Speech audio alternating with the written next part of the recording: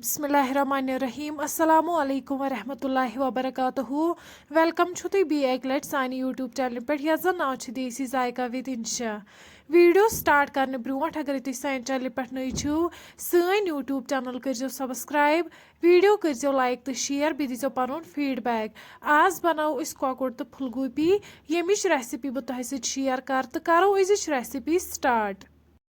Recipe बनाने खतर निमुत कोकुड़ निमुत फुलगोबी ये लकट लकट पीसिस थमित बनाइत निमुत दालचीन सब्ज ٲल बड़ ٲल रंग तो मर्ज रुहन तो गंड वन थो दानस पे बान अत मज त्रो गरम आब अत मज त्रो वन लेदर चमचे तो नून चमचे वन त्रो अत मज कोकुड़ गोडनेथ साफ कर थोमुत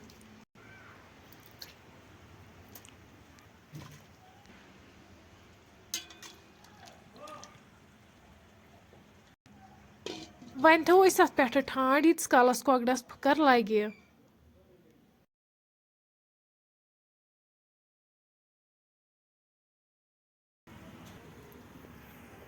5 मिनट बाद तुलो वन ठांड थोद तो हेकि वुचित कोकड़स असल पे फुकर लोगमुत वन कड़ो अकिस बानस मज नेबर अम पत त्रो वन अथ लेदरे आबस मज फुलगोबी अत दिमो फुकर असल पे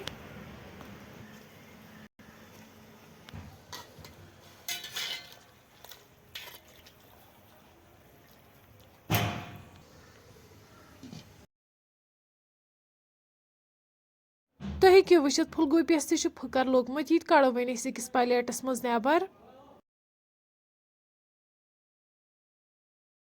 वन थो दानस पे बान अत मज त्रो तेल तेल गरम गसित त्रो वन अत मज कोकुड़ तो करहन डीप फ्राई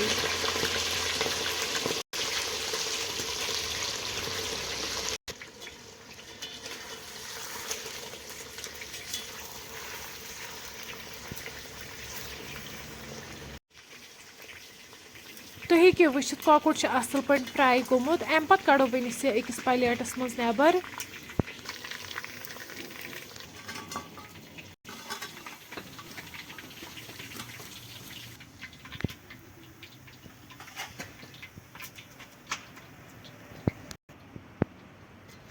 वन करो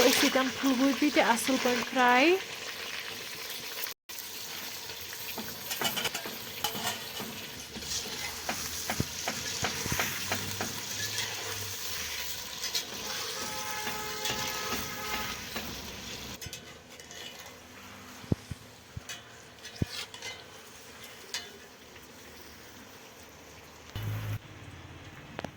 फुलगोबी तो गो यन फ्राई ये कड़ो अकिस प्लेटस मज नेबर अम पे थो वन बानस मज तेल कप अत मज त्रो वन मसाल यम करोक हल्का फ्राई अम पे त्रो वन अत मज गंड तो रुहन तह करो असल पे फ्राई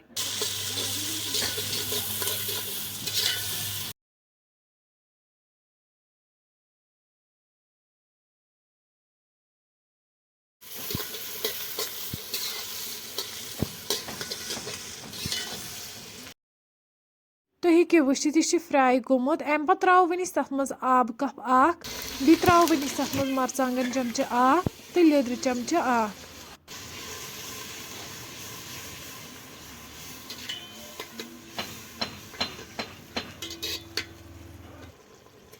वन त्रो तथ मज फुलगोबी यह रलाओ गंडस सत असल पे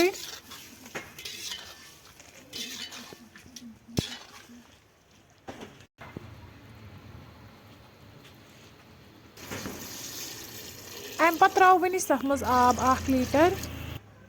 बी त्रो वन अत मज गरम मसाला चमचे चिकन मसाला चमचे तो बादियान पाउडर चमचे यम सारी मसाल रलावक असल पे थोहस पे ठांड यीस कालस अत 2 ग्रेक लगन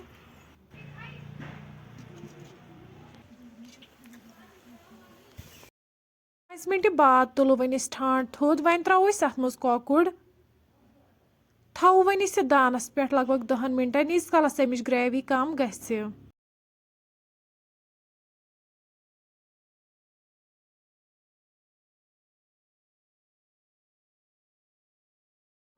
तुम हेकियो वुचित येतन छ सै रेसिपी बिल्कुल तैयार। अम पत करो वन इस गर्मा गर्म सर्व बतस सत। फ्रेंड्स अगर तुम सोन अजुक वीडियो पसंद आमुत सन यूट्यूब चैनल करो सब्सक्राइब, वीडियो करो लाइक तो शेयर, बह दीजो पन फीडबैक। अल्लाह हाफिज।